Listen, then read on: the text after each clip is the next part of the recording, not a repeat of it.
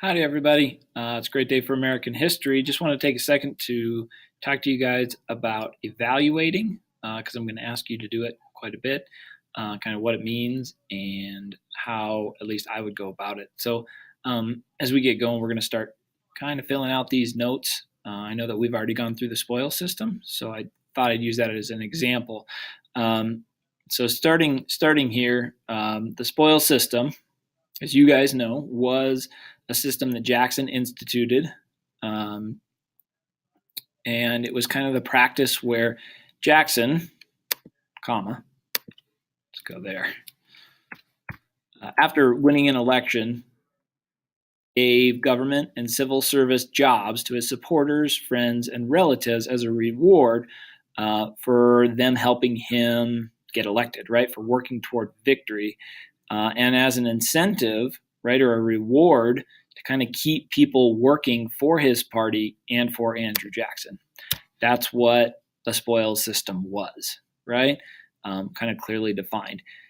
And we got that pretty well from the book. We talked about that in class. Hopefully, we have a pretty decent idea of what the events are. It's important we know exactly what's going on here, right? It's where someone wins, like Jackson, and once he wins, he starts as a reward for those people who have helped him get elected.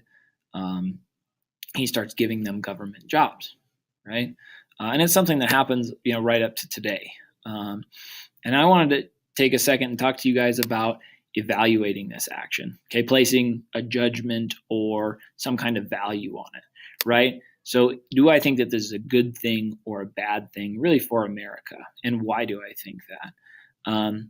So on the one hand, I know that Andrew Jackson would argue that this is very democratic, that he did this because he wanted to rotate people in office. He was trying to get rid of corruption and some people who he didn't think deserved to be in the positions that they were in, right? So his argument is exactly that it's more democratic and that he was rooting out corruption.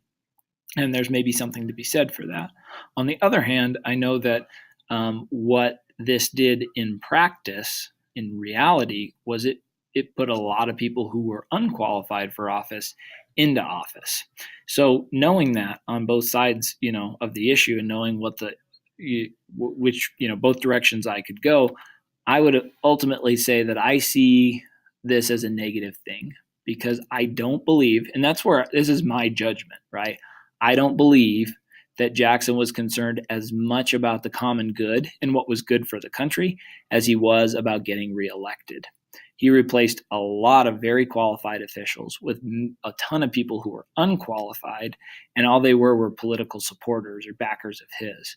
And I think this is a bad thing. Why do I think it's a bad thing? I think that's bad because I think our founding fathers, whether or not they always lived up to it, believed at least in this ideal of virtue that people that are in our government aren't there because they want to have power or because they want to win or anything like that. They had this ideal that people who were serving in our government did so because they believed that they had a responsibility to do that, to serve the greater good, not for themselves, but to serve their government, to serve the people around them. And I think that ideal kind of gets lost, right? That old ideal of virtue and public service is totally lost in this, and it turns all politics and all government into kind of a winner takes all. It's all just about winning and getting reelected, and that's the only thing that matters. Kind of a situation, which I think is kind of sad. Of course, you could disagree, and I would encourage you, to come up with arguments opposing it, but that would be my evaluation here.